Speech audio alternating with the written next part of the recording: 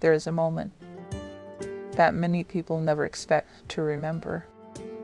Not a dramatic moment, not a moment filled with panic, just a small moment, a quiet moment, a normal moment, kind of moment that happens thousands of times every day. Someone answers the phone and says hello for Eleanor Matthews. That moment happened on a quiet Tuesday afternoon. Nothing about that afternoon felt unusual. Nothing felt dangerous. And nothing felt important. But later, much later, Eleanor would look back at that moment and realize something deeply unsettling. That ordinary phone call was the beginning of a scam. Now, when most people hear the word scam, they imagine something obvious. A suspicious email, a message asking for money, a stranger promising love, or an investment that sounds too good to be true. But some scams don't look like scams at all. Some scams look like routine, administration, paperwork, verification. And that is exactly what they were. Before we continue with Eleanor's story, it's important to understand something about scams that target people over 50. These scams are rarely random. They are carefully designed, carefully researched, and carefully tested. People behind them study psychology. They study government programs. And they study human trust. And when those three things come together, the result can be devastating. Eleanor Matthews was 71 years old. She lived in a quiet suburb outside Dayton, Ohio. The house she lived in was not large, but it held decades of memories. She had moved there with her husband in 1979, back when the neighborhood was new, back when the trees were small, and back when retirement felt impossibly far away. Her husband, David, passed away 6 years earlier, a heart condition that doctors had been monitoring for years. The loss changed many things in Eleanor's life, but it didn't destroy the routines she had built. In fact, those routines became even more important.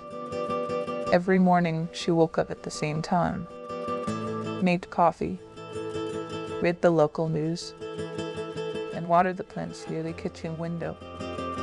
After breakfast, she would often walk through the neighborhood, slowly, carefully, taking time to greet the same familiar faces she had known for decades. Retirement had simplified her life. She no longer rushed to work, no longer answered phones for 8 hours a day, no longer dealt with impatient patients at the dental office where she had worked for more than 30 years. But the habits of responsibility stayed with her. Eleanor was careful with money, very careful. She tracked her expenses, avoided unnecessary debt, and paid her bills early whenever possible. By the time she retired, her finances were modest but stable. Social Security, a small retirement account, and a savings fund she treated like an emergency reserve. It wasn't wealth, but it was enough. Enough to live comfortably, enough to sleep peacefully at night. Like most Americans her age, Eleanor relied on Medicare, doctor visits, prescriptions, routine medical care. The system was not perfect, but it provided security. And for retirees, security is everything. Now, here is something many people don't realize. Medicare fraud is one of the largest financial crimes in the United States. Billions of dollars are lost every year, not through complex hacking, not through dramatic schemes, but through simple information. a name, an address, a Medicare number. With those three things, fraudsters can submit claims for medical equipment, medical services, and prescription supplies, often without the victim realizing anything is wrong. Sometimes, the first sign of fraud appears months later, in a letter, or a statement, or a phone call from the government asking questions. But in Eleanor's case, the scam began with something much simpler. A phone ringing in the middle of the afternoon. It was 2:17 p.m. Eleanor had just finished washing the dishes. The television was on quietly in the living room. A daytime news program discussing rising healthcare costs. Something she listened to with mild interest, but not concern. Then the phone rang. An unfamiliar number appeared on the screen.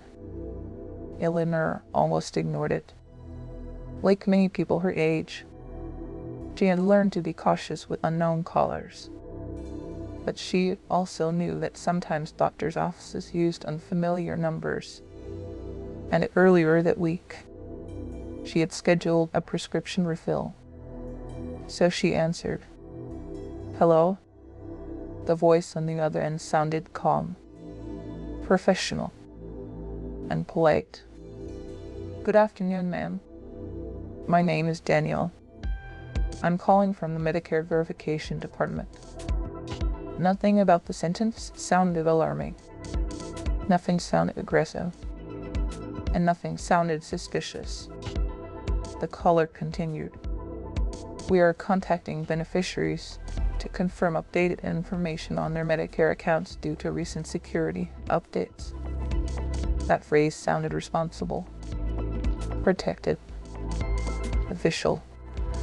Security updates, verification, beneficiaries. Words like these are carefully chosen because they sound legitimate. They sound bureaucratic, and most importantly, they sound routine. Eleanor listened quietly.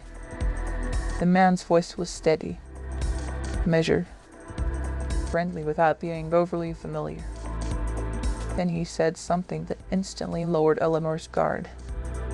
"For security reasons, we are issuing updated Medicare cards to certain beneficiaries." Updated cards. That sounded reasonable. Government programs update documents all the time. Driver's licenses, insurance cards, social security letters. The caller explained that the verification process would only take a moment. Just a few quick questions. Nothing complicated. Nothing invasive. Then he asked the question that mattered most. "Ma'am, could you please confirm your Medicare number so I can verify it in our system?" At first, Eleanor hesitated. Just slightly. But then something important happened. The caller mentioned her name correctly and confirmed her state of residence. Those details created credibility, and credibility created trust. So Eleanor walked to the kitchen table, opened her wallet, and removed the small red, white, and blue cards she carried every day. She read the number slowly, clearly, digit by digit. That moment lasted less than 10 seconds. They gave the scammer exactly what he needed: a Medicare identity. And the call was only halfway finished. The caller thanked her, calmly, politely. "Perfect," he said. "I just need to confirm a couple of details so the system can complete the verification." Eleanor nodded to herself. Even though the man on the phone could not see her, that small habit came from years of answering phones at the dental office, confirming details, checking records. It all sounded familiar, routine. The caller asked her to confirm her address, street name, house number, zip code. Nothing unusual. Information many companies already have. But scams rarely ask for everything at once. They build gradually, step by step. Each small answer feels harmless, until all the pieces are complete. After confirming her address, the caller said something else. Something subtle. Something that sounded helpful. While I had you on the line, ma'am, we are also confirming eligibility for new medical equipment benefits under Medicare. Eleanor did not interrupt. She listened. The man explained that some beneficiaries were now eligible for additional medical supplies. Knee braces, back braces, blood pressure monitors, and diabetic testing kits. Many of these items were fully covered by Medicare. No additional cost. No copay. No paperwork. It sounded like a benefit, a service, something helpful. But there was another reason scammers used this script. Medical equipment fraud is extremely profitable because every item can be billed to Medicare, often for hundreds or thousands of dollars. The scammer asked Eleanor a few questions about her health. Did she ever experience any pain? Did she sometimes feel back discomfort? Did she monitor her blood pressure? The questions were vague, general, easy to answer. Eleanor mentioned that her knees sometimes bothered her during cold weather, a normal complaint for someone in their 70s. The caller responded immediately. Then you may qualify for a support brace that Medicare can provide. Again, it sounded helpful.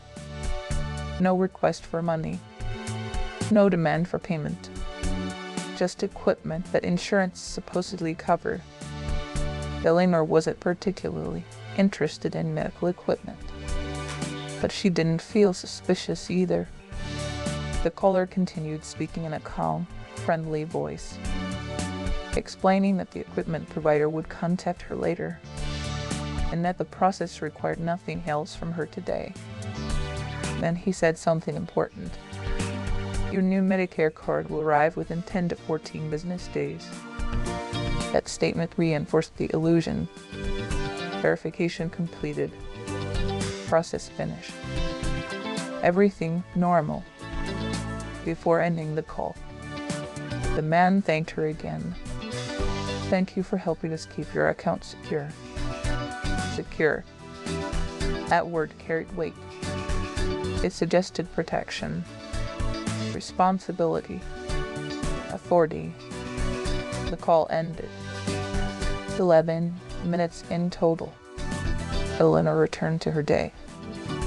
She made a cup of tea, sat in her living room, and watched the afternoon news. And like most victims of this scam, she forgot about the call completely. Weeks passed, then months. Nothing unusual happened. No suspicious bank activity. No unexpected bills. No warning signs. And that silence is one of the reasons scams like this succeed. Because the damage does not appear immediately. It appears later, quietly, hidden inside a system that processes millions of transactions every day. 3 months later, a letter arrived from Medicare. At first, Eleanor assumed it was routine paperwork. Annual notices, policy updates. Those kinds of things arrive regularly. But this letter looked different. The envelope was marked with something unusual. Medicare summary notice. Inside was a detailed list of medical claims submitted under her Medicare number. Dates, suppliers, equipment descriptions, payment amounts. Eleanor read the first page slowly, trying to understand the document. Then she reached a section that made her pause. According to the statement, Medicare had recently paid for several pieces of medical equipment on her behalf. A knee brace, a blood pressure monitor, and a portable oxygen concentrator. Total cost billed to Medicare, $3,214. Eleanor blinked, confused. She had never received any of those items. She had never ordered them, and she certainly did not require oxygen equipment. For a moment, she assumed it was simply a mistake, administrative confusion, a billing error. But something about the document felt precise, too precise. The supplier names were listed, the claim numbers, the approval codes. Everything looked official. Eleanor turned the page and read the instructions printed near the bottom. If you do not recognize a service or item listed on this notice, contact Medicare immediately. That sentence made her uneasy, because suddenly, the phone call from 3 months earlier returned to her memory. The verification, the Medicare number, the discussion about equipment, and slowly, a realization began to form. That call had not been routine. It had been the beginning of something else, something carefully designed. For several seconds, Eleanor simply stared at the paper. The living room was quiet. The television was still playing softly in the background, but she wasn't listening anymore. Her attention was fixed on one line, portable oxygen concentrator. She read it again, then again. She had never used oxygen equipment, not once in her life. Her doctor had never recommended it.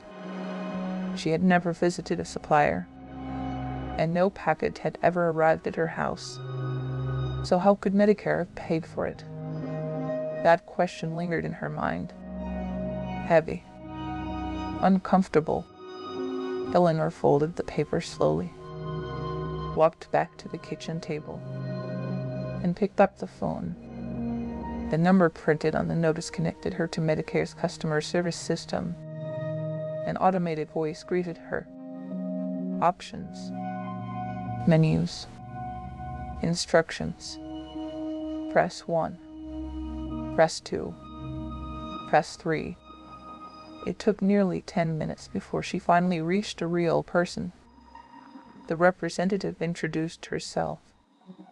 Her name was Karen.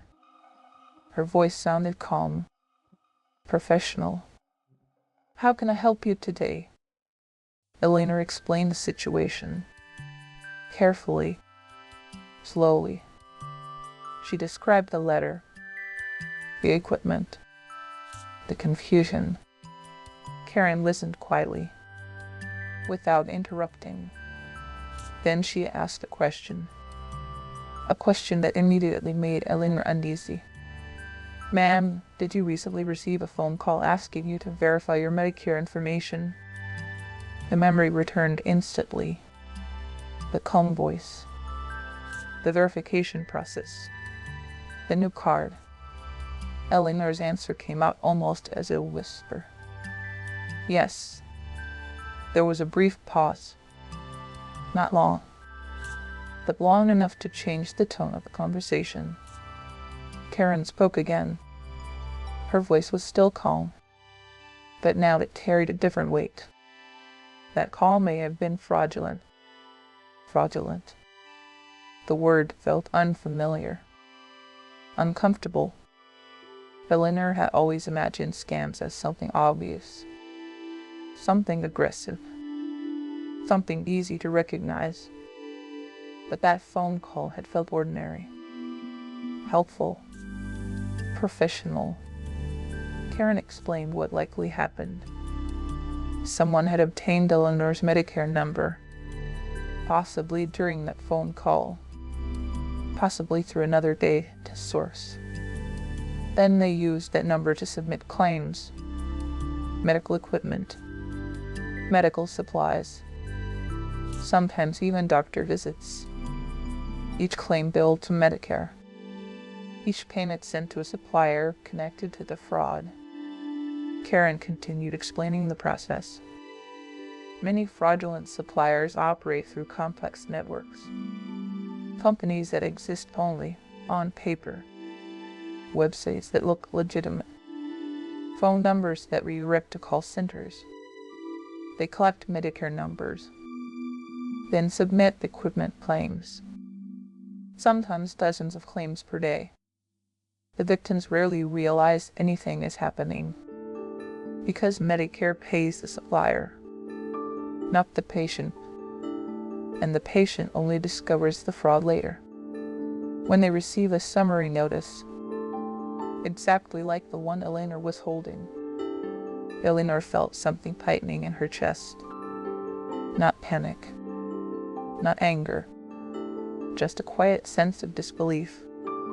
Because suddenly, that small phone call from months earlier had become something very different. Karen asked a few more questions. Did the caller ask for her Medicare number? Did he confirm her address? Did he discuss medical equipment? Eleanor answered yes to each one. Karen sighed softly, not dramatically, but enough for Eleanor to hear it. You're not the first person this has happened to. The sentence hung in the air, heavy. Karen explained that Medicare phone scams had increased dramatically in recent years. Thousands of calls, every week, sometimes millions. Scammers target older adults specifically, because they know one thing. People over 65 rely on Medicare, and most of them want to keep their coverage secure. So when someone calls claiming to verify that coverage, many people cooperate. The scam works because it feels routine, administrative, necessary.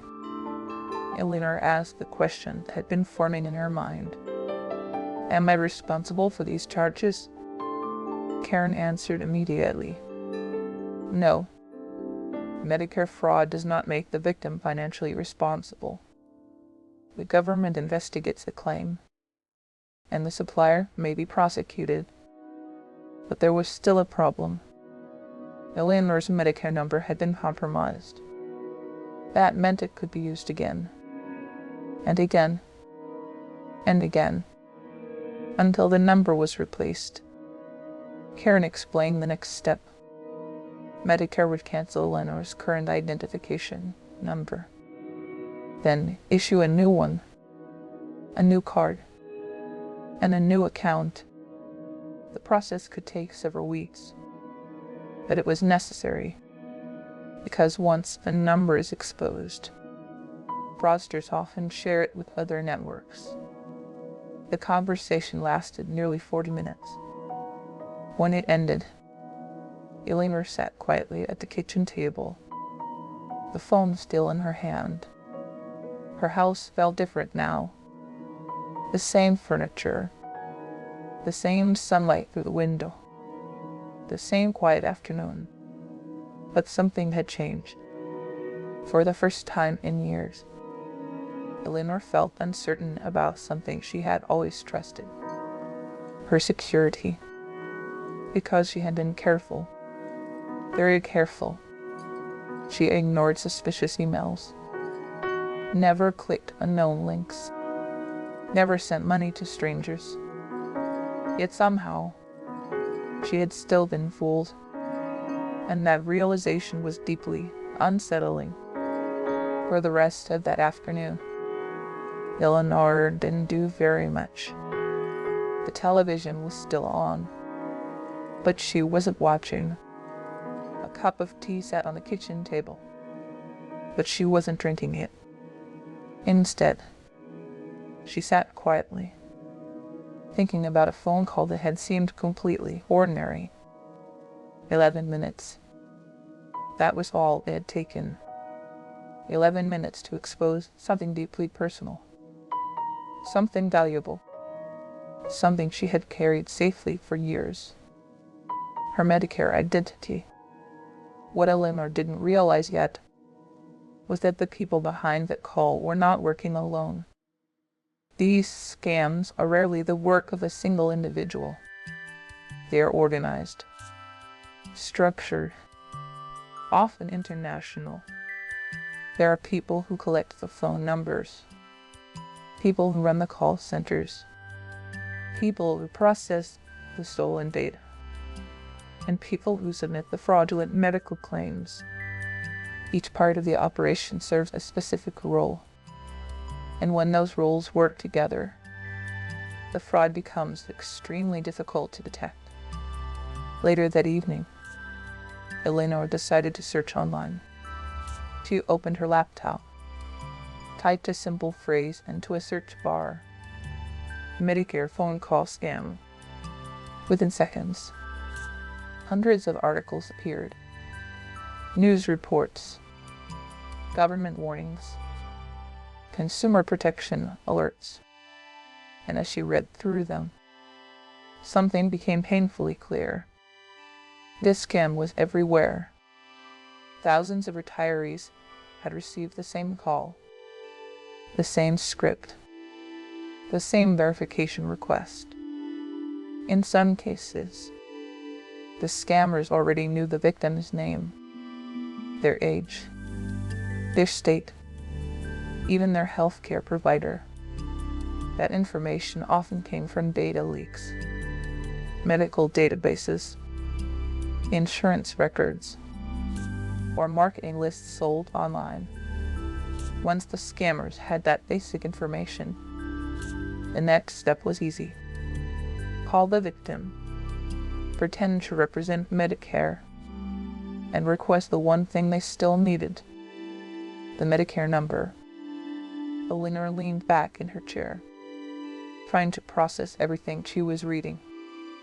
One article described a case where a single stolen Medicare number had been used for more than 40 fraudulent claims.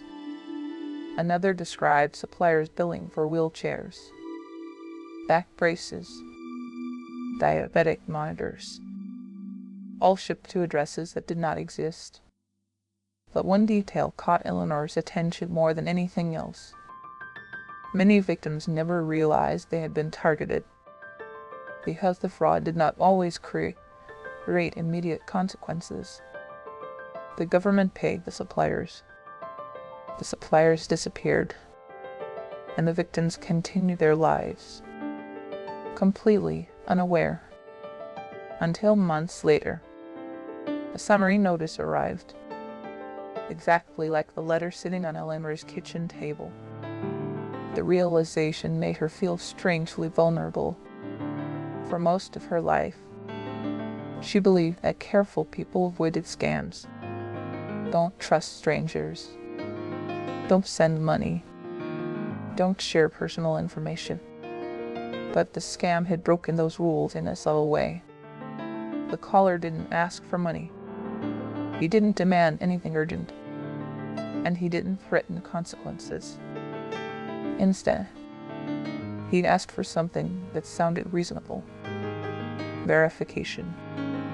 And verification feels safe, because legitimate organizations ask for it all the time.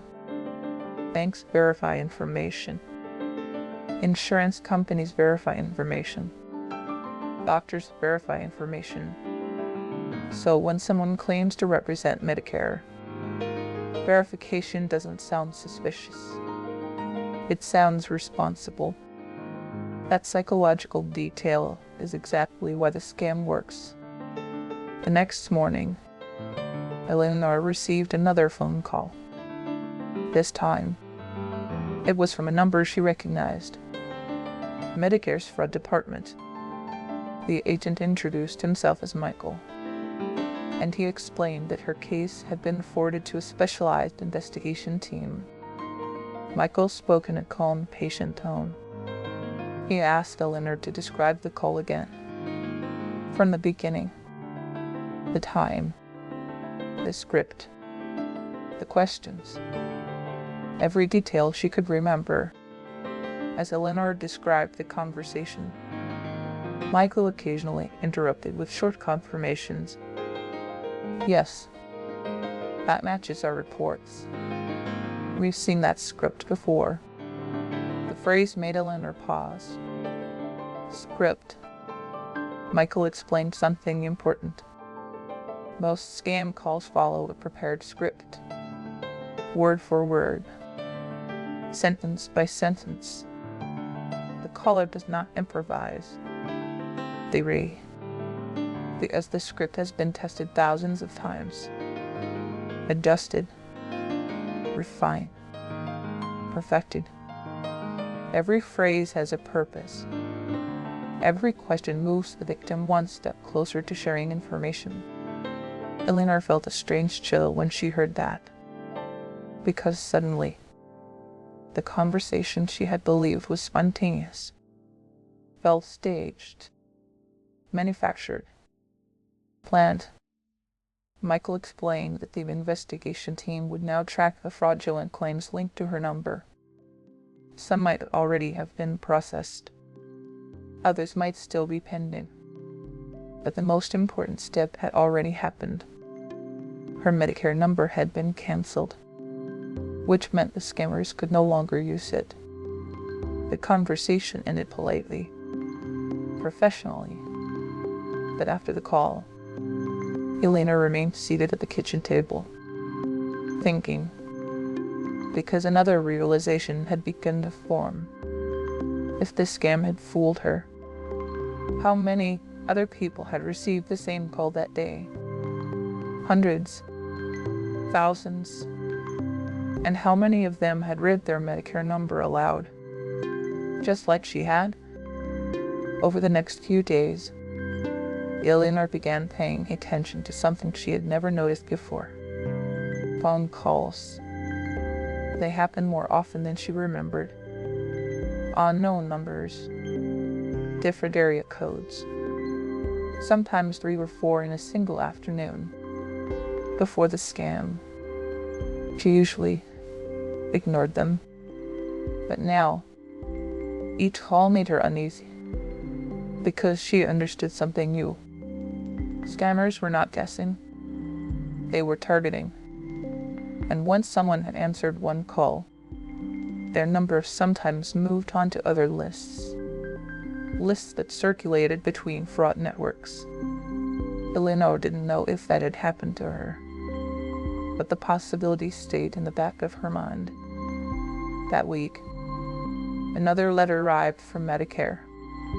This one was shorter, more formal. It confirmed that her previous Medicare number had been canceled and that a replacement card was on the way. The letter also included a warning. Protect your Medicare number the same way you protect your Social Security number. Eleanor read that sentence several times, because before the scam, she had never thought about her Medicare number in that way. It was just a card, something she showed at doctor visits, something she carried in her wallet. But now, she realized it was much more than that. It was an identity, a key, and someone else had used that key. Later that evening, Eleanor called her daughter. Her daughter Lisa lived in Colorado, several states away. They spoke every week, usually about ordinary things, family news, weather, grandchildren. But this call was different. Eleanor explained what had happened. Phone call. The fraudulent claims. The investigation. Lisa listened quietly, then asked the question many people ask in these situations. Did they take any money? Eleanor answered honestly. No. And technically, that was true. The scammers had not taken money from Eleanor directly. They had taken something else. her identity. Lisa sounded relieved, but she also sounded concerned. "Mom, these scams are getting really sophisticated." Eleanor agreed, because that was the most unsettling part. Nothing about the call had felt dangerous. No pressure, no urgency, no threats. Just a calm voice, asking for verification. After the conversation with Lisa ended, Eleanor returned to the articles she had been reading online. And the more she read, the more disturbing the pattern became. Medicare fraud was not a small crime. In fact, it was one of the largest categories of healthcare fraud in the country. Every year, billions of dollars were lost, not through dramatic theft, but through thousands of small claims, submitted quietly, processed automatically, paid without immediate scrutiny. Medical braces, diagnostic equipment, home testing kits, portable oxygen machines, each item billed for hundreds or thousands of dollars, and each claim linked to a real Medicare number, a real person, often someone who had unknowingly given that number away during a phone call, exactly like Eleanor had done. But there was something even more troubling. Some victims discovered their numbers had been used dozens of times, not just for equipment, but for medical services, appointments, treatments, procedures, all recorded under their identity, which created another problem: medical records. Fraudulent claims sometimes appeared in a patient's medical history, listing services they had never received, diagnoses they never had, treatments they never needed, and correcting those records could take months, sometimes longer. Eleanor felt a quiet wave of relief, because in her case, the fraud had been detected relatively quickly. But the experience left a permanent impression, because she understood something now that she hadn't understood before. Being careful was not always enough. Sometimes, all it took was answering the phone and trusting the wrong voice. Several weeks passed. Life slowly returned to normal, or at least something close to normal. Eleanor received her new Medicare card in the mail. A new number, a new record, a clean account. The fraud case remained under investigation. But from Eleanor's perspective, the immediate crisis had been resolved. Yet something inside her had changed. Before the scam, the phone was just a phone. Now, every unexpected call carried a quiet question. Who is this really? One afternoon, Eleanor received another call from Michael, the investigator she had spoken with earlier. His tone was calm, professional, but this time, he had more information. The fraudulent claims connected to Eleanor's Medicare number had been traced to a medical supplier in another state. The company name sounded legitimate, professional, almost boring, but investigators had discovered something suspicious. The supplier had submitted hundreds of claims in a very short period of time. Many of those claims involved the same types of equipment: back braces, knee braces, portable oxygen units. And many of the patients listed on those claims had one thing in common. They had recently received phone calls asking to verify their Medicare numbers. Michael explained something that Eleanor found surprising. The people making those calls often worked in organized call centers, rooms filled with phones, headsets, and computers displaying scripts. Each caller is trained to sound calm, professional, helpful. They introduce themselves with official sounding titles. Use words like verification, eligibility, security, update. And the script is designed carefully, not to alarm the person on the phone, but to guide them step by step toward revealing their information. Michael explained that some call centers operate overseas. Others operate within the United States. The structure changes constantly because fraud networks adapt quickly. When one operation is shut down, another appears somewhere else. Eleanor listened quietly, trying to imagine those rooms, those phones, those voices. Because the voice she had heard months earlier now felt very different.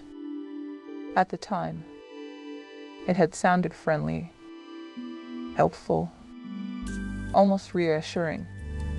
But now, it felt calculated. Michael explained that investigators had already identified several victims connected to the same call campaign. People from different states, different backgrounds, different ages. But they all shared one moment. They answered the phone and read their Medicare number aloud. The investigation would continue, possibly for months, sometimes even years, because healthcare fraud cases are complex, and tracking financial transactions across companies takes time. Before ending the call, Michael offered one final piece of advice. Never give your Medicare number to someone who calls you. Not for verification. Not for new benefits. Not for updated cards. If Medicare needs information, they send a letter, or you contact them directly. That rule sounded simple, but Eleanor knew how easily that rule could be broken, because the call she received had not felt suspicious. It had felt routine. After the conversation ended, Eleanor sat quietly in the living room, thinking about everything that had happened. 11 minutes. That was the length of the phone call that started it all. 11 minutes that had allowed strangers to bill thousands of dollars under her name. And the only reason she discovered it was because a summary notice arrived in the mail. If that letter had never arrived, she might never have known. And that thought stayed with her, because somewhere, other phones were ringing. Other voices were introducing themselves as Medicare representatives, and other retirees were answering politely, reading numbers from the cards in their wallets, believing they were protecting their accounts, when in reality, they were giving strangers access to them. In the weeks that followed, Eleanor slowly returned to her normal routine. Morning coffee, walks through the neighborhood, quiet afternoons with the television playing in the background. From the outside, her life looked exactly the same. But internally, something had shifted. Because once a person experiences a scam, even one that doesn't take money directly, their sense of security changes. For the phone call, Eleanor believed scams were obvious. Suspicious emails, strangers asking for money, investment offers that promised impossible returns. But the Medicare call had been different. It had sounded calm, professional, routine, and that was exactly why it worked. Scams today rarely look like scams. They look like normal conversations, normal paperwork, normal verification. The goal is not to frighten the victim. The goal is to make the victim comfortable. Comfort lowers suspicion. Suspicion protects people. Remove suspicion, and people cooperate. That is the psychology behind many modern scams. Months later, Eleanor received one final update from the Medicare fraud investigation team. Several fraudulent suppliers connected to the case had been shut down. Their billing activity had triggered multiple investigations. Authorities believed the network had stolen thousands of Medicare numbers, possibly more. But Eleanor knew something important. Shutting down one network would not stop the next one, because the system itself creates opportunity. Millions of retirees, millions of Medicare accounts, and millions of phone numbers that scammers can call every day. Eventually, Eleanor began sharing her experience with friends. At first it felt embarrassing, like admitting she had made a mistake. But something surprising happened. Several of her friends had received the same phone call, the same script, the same request, the same calm voice asking to verify information. Some of them had hung up immediately. Others had nearly shared their number. And one friend had actually given her information before realizing something was wrong. The scam was everywhere, quietly spreading. One afternoon during a neighborhood gathering, Eleanor described the experience again. And as she finished the story, one of the neighbors asked a simple question. How are we supposed to know who to trust anymore? The answer wasn't simple, but it was important. Because scams succeed for three main reasons. First, they use authority. A caller claiming to represent Medicare sounds official. Government programs carry automatic credibility. Second, they use familiarity, verification, account updates, security checks. These things happen in legitimate situations all the time. And third, they remove urgency. Many scams create panic, but the most effective scams create comfort. When people feel calm, they stop looking for danger. Eleanor thought about that lesson often, because in her case, the scam had not destroyed her finances, but it had exposed a vulnerability, and it had revealed something deeper about modern fraud. Technology has made communication easier, but it has also made deception easier. Anyone with a phone, a script, and stolen data can pretend to be someone else. The best protection is awareness. Never share your Medicare number with someone who calls you. Never trust a request for verification from an unexpected caller. And whenever something feels uncertain, hang up and call the official number yourself. Because sometimes the most dangerous scams are not the ones that look suspicious. They are the ones that feel normal. And sometimes all it takes to stop a scam is refusing to answer a simple question. Can you please confirm your Medicare number? For Eleanor, that question will always carry a different meaning now, because she understands something she didn't understand before. Trust is valuable, but information is powerful. And in today's world, protecting the information is just as important as protecting your money. This story is not unique. It happens quietly to thousands of people every year, which is why stories like Eleanor's matter. Not because they are dramatic, but because they are real. Real mistakes, real lessons, real warnings. And sometimes, the most valuable protection we have is simply learning from someone else's experience.